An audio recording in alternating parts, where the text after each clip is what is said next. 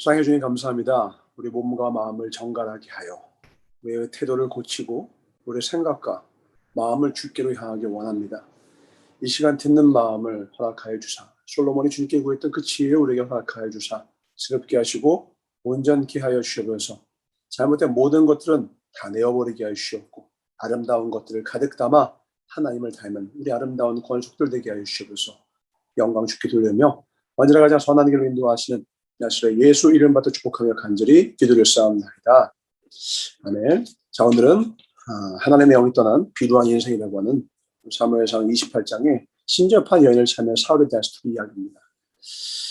하나님의 영이 떠났다. 그 말은 뭐냐면 이게 잘못됐다라는 거죠. 그 온전한 상태는 뭐라는 말이에요. 하나님의 영이 함께하는 존재. 여러분, 하나님의 영이 함께한다. 하나님의 영이 함께하지 않는다라고 표현했을 때 이 자체는 되게 어떤 영적인 언어라서 사실 이게 뭘 의미하는지에 대해서 많은 사람들이 확 와닿지 못하는 사람들이 많아요. 하나님의 영이 함께한다는 건 뭐지? 또 하나님의 영이 떠난 사람은 어떻다라는 것이지? 그 결과는 알겠죠. 하나님의 영이 떠나니까 이렇게 망하더라. 하나님의 영이 함께하니까 승하더라. 이건 알겠다라는 거예요. 근데 도대체 그런 상태를 우리가 뭘 통해 알 수 있느냐 이거예요. 아주 간단하게 오늘 전사가 이야기를 해줄게요. 자, 나 혼자 있을 때는 밥을 시켜 먹을 때 어떻게 해야 하면 돼요? 내가 먹고 싶은 거 고르면 돼요. 아, 나 지금 떡볶이가 땡겨. 그럼 떡볶이 먹으면 돼요. 아, 나 지금 뭐 치킨 땡겨. 그럼 치킨 먹으면 되고요. 아, 나 오늘은 족발이야. 그럼 족발 시켜 먹으면 되죠. 그런데 내 옆에 지금 친구가 한 명 있어요. 소중한 친구예요. 그 소중한 친구가 옆에 있을 때는 어떻게 하죠? 야, 뭐 먹을래? 라고 묻죠. 야, 뭐 먹을래? 라고 묻는다고. 왜요? 소중한 친구의 의사가 중요한 거예요. 같이 묻는 거죠. 하나님의 영이 함께한다. 하나님의 영이 함께하지 않는다는 뭘 통해 알 수 있냐? 그 사람이 자기중심적인 사람인가? 아니면 묻는 사람인가?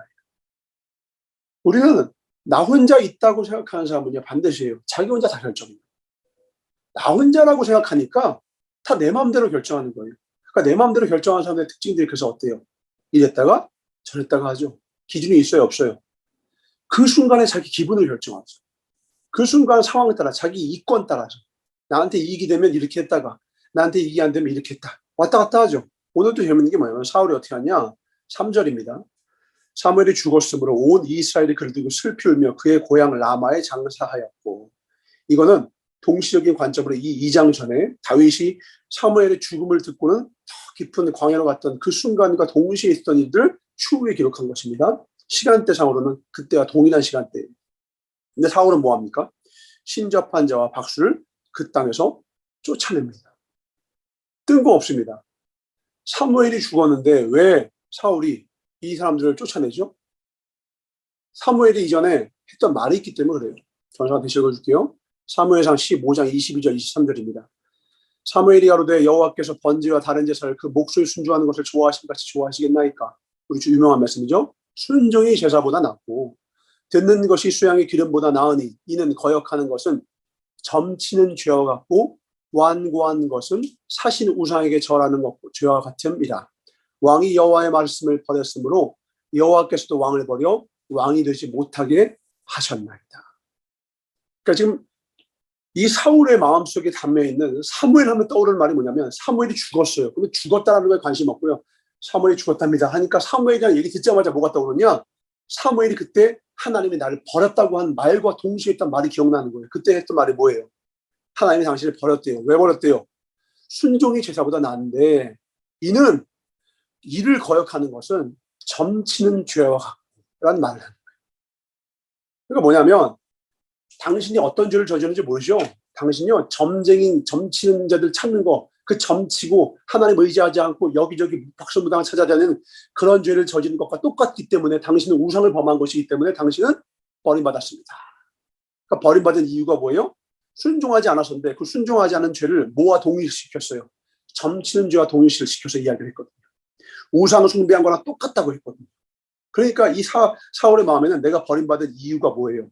점치는 죄, 우상 숭배한 죄로서 내가 버림받았다. 이렇게 여기를 한다는 거예요. 왜요? 하나님은 중심을 보는데 그 마음 가운데 하나님의 영이 함께한다면 아까 말했죠. 소중한 친구만 있어도 물어봐요. 야, 뭐 먹을래? 야, 뭐 먹을까? 하나님이 함께하면 하나님께 묻지 않겠어요? 하나님 어떻게 하기 원하세요? 무엇을 먹을까 말까 다 하나님 이렇게 하길 원하세요? 이렇게 할까요? 물을 텐데 묻지 않고 자기 마음대로 제사 지내요. 자기 마음대로 해요. 제사 지내는 이유도 뭐예요? 하나님께 드리는 것이 제사인데 제사조차 많은 사람들이 군중들이 군집해서 자기를 향하여 바라보고 있는데 제사가 진행되지 않고 당장에 블레셋이 침범을 해서 그와 싸워야 되는데 전쟁이 진행되지 않으니까 모든 사람들이 자기를 원망할 것 같으니까 자기의 인기와 자기의 명예 때문에 한 거예요. 그러니까 제사조차 누굴 위해 드린다고요? 자기를 위해, 자기 때문에 드리는 거예요. 하나님이 함께 하지 않는 거예요. 하나님의 영은요, 이미 이때부터 버린다는 거예요. 하나님의 영이 이미 이때부터, 이때는 뭐냐면 하나님의 영은 함께 하기를 원하는데 사울이 하나님을 버린 거예요. 사울이 하나님을 무시하는 거예요. 사울이 하나님을 경홀히 여긴 거예요. 그러니까 그 마음에 정말 자기밖에 없는 존재에서 살아가는 거예요. 우리 일상생활 때 똑같습니다. 내가 어떤 일을 결정해요. 진로를 결정해요. 하다못해 이사를 결정할 때도요. 전사가 얘기했죠. 집이 멀어요 라고 표현해야 돼요. 교회가 멀어요 라고 표현해야 돼요. 표현이 중요해요. 말 속에는, 언어 속에는 그 사람의 태도와 중심과 생각이 들어있는 거예요. 말을 들어보면 그 사람의 마음과 생각을 다 알 수 있죠. 집이 멀어요. 교회가 멀어요. 집이 멀어요 라고 하는 사람은 어디가 중심인 거예요? 자기 사고에. 교회가 중심이어서 교회로부터의 거리가 중요한 거예요. 교회로부터 집이 멀어요 이렇게 얘기하는 사람은 언젠가 교회 근처로 이사 옵니다. 하나님의 성전 앞에 옵니다. 하나님의 성전을 중심으로 자기의 생활권을 놔요. 근데 어떤 사람은 교회가 멀어서 못 와요 이렇게 얘기하는 사람이 있어요. 그 사람은요 교회 옮길 놈이에요. 자기 마음대로. 전사가 옛날에 했던 그 아카펠라 중에 이런 말이 있어요. 주여 해변으로 임하소서 막 이런 게 있어요.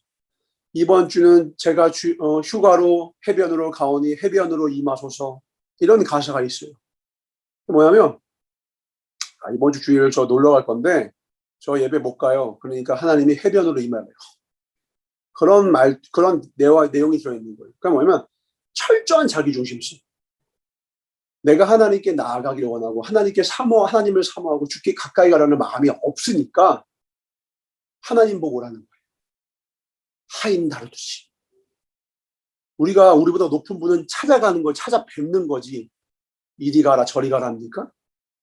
사울은 그런 거예요. 오늘 점신절을 내어쫓습니다. 이건 뭐냐면 진짜로 이 박수무당과 이 점신절을 내어쫓고 싶어서 오는 것이 아니라 사무엘 하면 떠올랐던 그 열등감. 사무엘이 당신은 망한 사람입니다. 당신에게서 하나님은 떠났고 하나님은 당신을 버렸습니다 했던 그 말을 보란 듯이 나 아직 죽지 않았어. 많은 사람들이 이제 사무엘 죽었으면 이 나라의 영적인 대세가 기울었다 생각할 텐데 아니야 난 사무엘 역시도 건재할 수 있어. 내가 영적으로 얼마나 대단한 사람인지 보여줄게 하면서 영적인 퍼포먼스를 하는 거예요. 이 마음에는 정말로 우상을 타파하고 하나님을 섬기겠다는 마음과 중심이 있어요 없어요? 없어요. 그저 하나님께서 당신을 버렸다고 하는 말에 대해서 반박하기 위해서 퍼포먼스 하는 거예요. 그것이 어떻게 드러납니까? 그 중심이 어떻게 드러납니까? 그렇게 말한 지 얼마 되지도 않아서 6절입니다.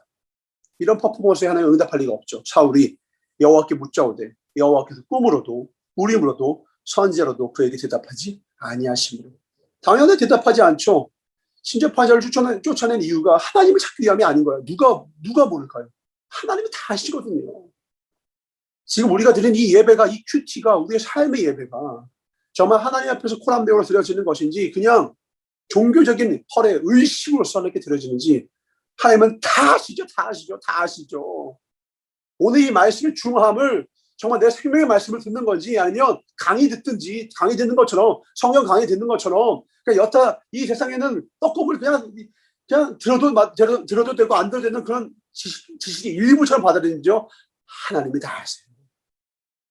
오늘 내게 주신 이 말씀이 생명의 말씀이며 이 떡이 없이는 나는 살 수 없습니다라고 고백한다면 여러분의 생명의 가장 선한 길을 인도해 주시는 하나님의 생명의 떡이 되겠지만 그렇지 않다면요 사울처럼 되는 거예요. 자기가 위험에 처합니다. 하나님이 응답하지 않는 것 같아요. 그러니까 어떻게 합니까? 7절에 사울이 그의 신하들에게 이르되 나를 위하여 신접한 여인을 찾으라. 참 웃깁니다.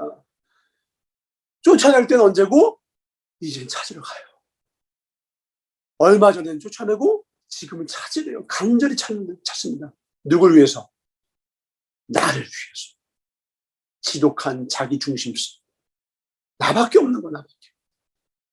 그래서 저자가 늘 얘기하는 거예요. 삶의 기준을 세워라. 죽어도 내가 어느 하루 내가 죽어도 기도와 말씀과 독서와 운동을 하겠노라 결단을 해라. 삶의 기준을 세워놓는 순간부터요, 자기중심성은 깨져요. 그러나 기준이 없는 인생은요, 그 인생 자체가 이제 이미 자기중심적인 인생이에요. 그냥 그 상황에 맞게 하겠다라는 거예요. 내 느낌 좋으면 하겠다라는 거예요. 내 컨디션 좋으면 하겠다라는 거예요. 그러니까 평생 그렇게 삽니다. 그 인생이 결국 사울처럼 됩니다. 근데 내가 힘이 들어도, 내가 아무리 힘들어도, 전사가 그렇다고 여러분한테 말도 안 되는 기준을 세우라고 안 하죠? 적어도 한 장, 그죠? 또, 적어도 5분 기도, 그죠? 또 운동도, 그래, 적어도 5분이라도 운동하고, 책을 읽을 때 한 페이지라도 읽자. 이렇게 작은 것부터 시작하라는 거예요. 작은 것에 충성하면 큰 것도 충성할 수 있거든요. 그러니까 처음부터 욕심 갖고 하지 말라는 거예요. 하지만 분명한 거 뭐예요? 기준을 지키라는 거예요. 이 아침도요, 나는 하나님께 이 새벽을 깨우겠습니다. 마침 다윗에 대해 배우는데, 다윗이 시편에 고백한 것처럼 내가 일어나 새벽을 깨우리라. 내 영혼아 주님을 찬양하라 했던 것처럼 나도 일어나 새벽을 깨우겠습니다. 빛을 발하겠습니다. 결단하고 이 아침 시간을 하나님께 드리겠다고 결단하면 이게 기준이 되거든요. 그러면 때로는 피곤할 때가 있죠. 전사도 막 3시에 잠들 때도 있고, 거꾸로 3시에 깨어나서 피곤할 때도 있어요. 아무리 힘이 들어도 깨어나서 이 시간을 하나님께 드리는 거예요. 이게 뭐예요? 이게 기준이에요. 이거 한 다음에 너무 피곤해서 때로는 자빠져서 전사도 1시간이고 2시간이고 잘 때도 있어요. 요즘은 안 그렇지만 예전에 그렇게 했었어요. 그렇게 하더라도 죽어도 나는 이 기준을 지키겠다 붙잡으면 이 중심을 누가 보신다? 하나님 보신다. 그리고 이 중심을 지키고 있는 한 누가 산다? 내가 살아요. 왜? 나 혼자서 있는 존재처럼 내 마음과 내 뜻대로 살아가면요, 기어코 결국은 이런 존재가 되는 거예요. 자기중심적인 존재가 되는 거예요. 근데 나는 힘들어. 난 피곤해. 하지만 내가 지킬 것이 있어. 하나님과 약속이 있어. 그러면 그 인생은 하나님이 책임지세요. 동행이 철이 날카롭게 하듯이 그 친구가 친구를 빛나게 하죠. 하나님과 동행해 보세요. 하나님은 우리 얼굴 빛나게 하지 않겠습니까? 일어나 빛을 발하는데 어떻게 빛을 발해요? 태양이 빛을 발하면 달은 단지 그 태양의 빛을, 그 광대한 빛을 반사하기만 해도 이 달밤에 이 온 세상을 밝게 비춰주는 거거든요. 우리가 잘나서 빛을 비춥니까? 우리가 잘나서 위대해집니까? 아니에요. 우리의 존재는요, 거대한 어두운 행성에 불과해요. 하나님이 빛을 보내주셔야 비로소 그 빛을 반사하는 존재가 되었을 때에야 우리 또한 밝은 행성이 되는 거예요. 항성은 주님밖에 없습니다. 우리는 행성이에요. 항성은 스스로 빛을 내지만 행성은 빛이 주어지지 않으면 어둠 가운데 있을 뿐입니다. 오늘 주님의 항성이, 태양이 우리에게 빛을 주실 때에, 주님과 동행할 때에, 주님을 중심으로 볼 때에, 태양을 중심으로 볼 때에 하늘의 빛이 우리에게 임하여서 일어나 빛을 발할 수 있는 거예요. 드디어 영광이 우리 삶 가운데 임하는 것입니다. 그 빛이 다른 사람에게도 인도하여서 빛을 비추어서 다른 사람도 옳은 길로 인도할 수 있는 하늘 별과 같이 빛나는 복된 인생이 되는 것입니다. 그런 인생이 되길 주의 이름으로 축원합니다. 그런 인생이 되기를 원합니다. 그래서 우리 항상 돌아보자라는 거예요. 하나님의 영이 함께하는지 아닌지 간단히 물어보면 돼요. 나는 내 삶 가운데 중요한 결정을 할 때 하나님께 묻는가 아닌가? 다른 말로 나는 기도하는 인생인가 아닌가? 내 일상의 모든 시시 분분 추초를 하나님과 동행하는 하나님께 묻는가, 하나님 무엇이 기쁩니까? 라고 묻는가, 여쭙는가? 그것이 다윗과 사울의 차이점이었다는 거예요. 죄의 크기도 아니었어요. 업적의 크기도 아니에요. 둘의 차이는 하나입니다. 중심의 차이, 코람데오인가 아닌가. 하나님 앞에 서 있는 하나님께 묻는가 아닌가. 다윗은요, 묻지도 않아요. 지금 하나님께 물었던 것도 꿈으로 대답하지도 않고 우리보다 대답하지 않는 이유가 뭐예요? 하나님 아시거든요. 저거 묻는 이유가 뭐예요? 자기 유익을 위해서 묻는 거거든요. 우리 기도도요, 자기만을 위해서 구하는 것과 하나님의 뜻을 하늘에서 이룬 것이 이 땅에서 이루어지길 원합니다라는 주기도문에 그 마음으로 기도하는지를 하나님이 아세요. 어릴 때는요, 자기를 위해서 구해도요, 어리니까 주십니다. 그러나 이 신앙의 장성한 분량이 이르는 그 중간 단계에서는 하나님이요, 대답하지 않으세요. 자기의 생각과 자기 뜻을 내어버리고 자기를 부인하고 십자가를 지는 성숙한 제자가 되길 원하시기 때문에 어느 순간부터는요, 자기 자신만을 위한 기도를 들어주지 않으실 때가 와요. 그때는요, 날려버리신 게 아니에요. 기도의 내용과 태도를 점검하라는 거예요. 하나님을 위해서 꿈을 꾸고 하나님을 위해서, 하나님을 향해서, 하나님의 영광을 위해서 살아가고 기도하고 꿈을 꾸는 자로서 우리를 변화시키기 위함입니다. 오늘 여러분이 꿈꾸는 것, 여러분이 갖는 직업과 여러분이 만나는 사람과 여러분의 인생의 모든 것이 하나님을 향하고 있지 않다면 그것이 바로 사울의 만남이요, 사울의 직업이요, 사울의 모든 행함과 사울의 모든 꿈과 계획이에요. 그 모든 인간의 도문은 다 무너질 것입니다. 그러나 하나님을 향하여 하나님께 기쁨이 되고 하나님께 영광이 되는 길이라면 그것이 비록 광야를 통과하는 사람이 보기에 초라한 모습일지라도 이 기어코 하나님은 그 길 가운데 영광의 빛을 비추사 우리의 삶 가운데 놀라운 열매로 왕의 길로, 왕의 대로로, 시온의 도로 인도하여서 결국은 다윗과 같이 26의 훈련이 끝난 그를 온전히 하나님의 최고의 도구로, 하나님의 영광의 도구로, 하나님도 영광받고 그 인생도 축복의 통로가 돼서 수많은 자에게 영광과 찬사와 존경을 받는 복된 인생이 된다는 거죠. 우리 그런 인생 삽시다. 짧잖아요. 우리에게 짧디 짧은 인생이잖아요. 오늘 하루 다시 주어지지 않을 하루예요. 다른 거 허튼 걸로 채우는 것이 아니라 방향을 재점검하자라는 거예요. 성경에서 말하는 죄는요, 그냥 사는 거예요. 회개하지 않는 죄, 새로워지지 않는 죄, 변하지 않는 게 죄라는 거예요. 사울의 죄는 잘못이 많아서 죄가 아니라 이렇게 부족하고 연약하고 자기밖에 모르는 인생이었으나 하나님께 돌아올 수 있는 기회가 그렇게 무수히 있었음에도 불구하고 사무엘을 멀리하고 제사장 85명은 자기가 다 죽여버리고 오늘도 하나님께 구하다가 대답지 않으면 저는 하나님이 대답하지 않으면 하나님 외에는 듣지 않겠습니다. 식음을 전폐하고 금식하면서 하나님께 더욱더 간절히 구해야 할 것을 그새를 못 참고 야 신접한 여인 찾아 자기한테 필요한 음성을 듣게 갈급합니다. 자기가 원하는 것만 찾아다. 그러니까 결국은 하나님께 버림받는 거예요. 제사도 자기를 위해서 합니다. 아말렉을 치라고 하는데 온전히 순종하지 않죠. 왜요? 왕을 데리고 오고 또 이것저것 양들 전리품들 가져오면 백성한테 찬사를 누가 받으니까? 내가 받으니까. 하나님께 기쁨이 될까 합니까? 생각하지도 않아요. 칭찬받을까 말까? 그래서 그 만족한 나 자신 외에는 남는 것이 없는 인생. 그러니 주변을 돌아보니까 사람들이 있어요, 없어요? 아무것도 없어요. 자기 중심이니까 모든 사람들을 바라볼 때 뭐 어떻게 바라볼까요? 내 편이냐 네 편이냐. 그러니까 다윗을 평생 미워하고 원수를 만들어요. 자기밖에 없거든요. 그러니까 자기 중심의 인생은요, 나를 중심으로 해보니까 다른 사람 바라볼 때 너 내 편이야 네 편이야 이렇게 봐요. 근데 하나님과 함께 하잖아요. 원수가 없어요. 저가 하는 말을 심의가 하는 말을 들어라. 하나님 허락하지 않으면 할 수가 없다. 나에게 기분 나쁜 얘기를 하는데도 그걸 두라는 거예요. 그것마저 품어요. 그것마저 품는다고요. 왜요? 하나님 편에 섰기 때문에. 네 편, 내 편이 있어요, 없어요? 어디 있어요? 하나님 편과 내 편은 하나님 편과 하나님 반대편에 있을 수 있어요. 그러니까 하나님 반대편에 있는 골리앗이 크든 말든 물맷돌 들고 덤비는 거죠. 그러나 하나님 편에 있다면 그가 아무리 내 대적일지라도 그와 함께합니다. 하나님이 보낸 자라면 화친합니다. 아브넬이 그랬죠. 아브넬 북이스라엘에서 자기의 길을 도모했지만 하나님께서 그를 죽이란 말이 없었기에 그가 와서 화친을 정할 때 그걸 그대로 받아들이고 요압이 그를 죽였을 때 분노하며 왜 네가 하나님의 일을 그르치고 하나님보다 네가 앞섰느냐? 그의 집안을 저주하죠. 그러니까 철저히 다윗은 누구 편이에요? 하나님 편이에요. 하나님이 시키지 않는 짓을 하지 마. 하나님이 하라고 했다면 철저히 순종해. 너 하나님께 물었어? 다윗의 첫 번째 대답, 첫 줄의 대답은 이거예요. 그러니까 그의 인생을 하나님이 축복하지 아니할 수 없더라. 이런 복된 인생을 사시길 주의 이름으로 축원합니다. 그는 하나님의 영이 평생을 함께했고 그 영의 인도함을 받아 복된 인생을 살았지만 사울은 끝까지 나를 위하여 신접한 여인을 찾아라. 나를 위하여 아말렉과 싸웠고요.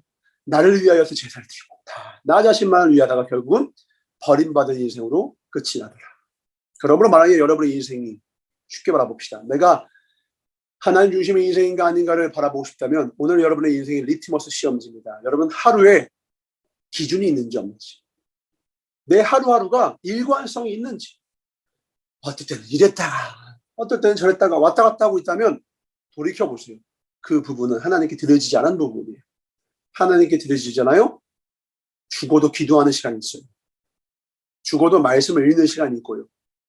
죽어도 하나님 앞에 약속한 여러분의 시간들이 있을 거예요. 죽어도 내가 하나님 저 이제 하나님 영광 기도 공부하겠습니다. 혹은 하나님의 영광을 위해서 이거 하겠습니다. 있으면 그 시간들이 기준들이 있을 거예요. 그 기준들이 바로 여러분의 인생을 견고하게 세우는 기둥이고 그 기둥들이 하나님의 반석 위에 세워졌다면 날마다 그 층은 높아져서 하나님 앞에 더 높아진 인생이 될 거예요. 그러나 그 반석이 하나님의 반석도 아니고 그 기둥들이 온전한 기둥이 아니라면 때가 이름에 다 부서지고 사라질 것입니다. 근본과 뿌리를 확인하시고 그 다음에 기둥을 온전히 세워서 하나님 앞에 하나님의 영이 함께해서 복의 복을 받았다. 복의 근원이 되었다. 축복이 날마다 쌓여서 하나님의 나를 이렇게 축복하셨다 자랑할 수 있는 저와 여러분 되시길 주의 이름으로 축원합니다. 하나님의 영이 함께하여서 축복받은 인생. 그러나 하나님의 영이 떠나서 기준도 없고 자기 기분 따라 자기 생각 따라 가다가 망한 인생. 오늘 이거 생각하면서 여러분 하루의 일과들을 다시 한번 점검하여서 하나님의 영이 함께하는 인생, 하나님께 묻는 인생, 하나님께 물어보고 기둥을 세우시기 바랍니다. 그리하여서 복된 인생, 존경과 존영을 받는 이 인생, 영광과 높임을 받는 인생, 사람으로 인함이 아니라 하나님으로 말미암아 낮은 자의 하나님이 우리의 이 부족하고 연약한 삶이지만 하나님 앞에 이렇게 일관되게 충성되게 신실하게 살아갈 때 반드시 우리 높여주실 것입니다. 기도하겠습니다. 사랑의 주님, 지금 사울은 왕궁에 있고 다윗은 가장 낮은 곳에 있습니다. 광야에 있습니다. 그러나 주님은 사울은 낮추시고 다윗은 높이셨습니다. 왜냐하면 하나님의 영이 한 사람과 함께했고 한 사람과 함께하지 않았기 때문입니다. 지금 내 삶의 위치가 중요한 것이 아닙니다. 지금 내 삶이 볼품없는 것이 중요한 것이 아닙니다. 내가 주님과 함께하고 있는지, 내가 주님의 영과 동행하고 있는지, 주님께 묻자는지, 말씀을 주야로 묵상하고 있는지, 내 삶에 그 말씀의 기준이 온전히 세워졌는지, 그것이 내 생명의 줄기입니다. 뼈대입니다. 다시는 무너지지 않을 견고한 성읍을 주 앞에 주님과 함께 세우게 하여 주시옵소서. 혹 하나님과 함께 세운 것이 아니면 지금 당장 부셔버리고 다시 주님과 함께 내 하루를 건설케 하여 주시옵소서. 그리고 그 안에는 주님이 주신 지혜로 말미암아 충성과 희락과 기쁨과 온유와 절제와 자기의 정말 절제 이 모든 것으로 하나님의 성령의 열매 9가지 열매들로 기쁨으로 디자인할 수 있도록 축복하여 주시옵소서. 주님께 모든 영광을 돌려오며 우리 인생의 모든 것이 허물어질 때 감사하며 다시 세우실 때 영광을 돌려 하나님으로 말미암아 내 인생이 되었다 찬양할 수 있는 우리 인생이 되길 간절히 원하시는 오늘도 우리를 새롭게 하시고 온전케 하시길 원하시는 나사렛 예수 이름 받아 축복하며 간절히 기도를 쌓옵나이다. 아멘. 오늘도 주님과 함께 승리합시다. 사랑하고 축복합니다. 화이팅!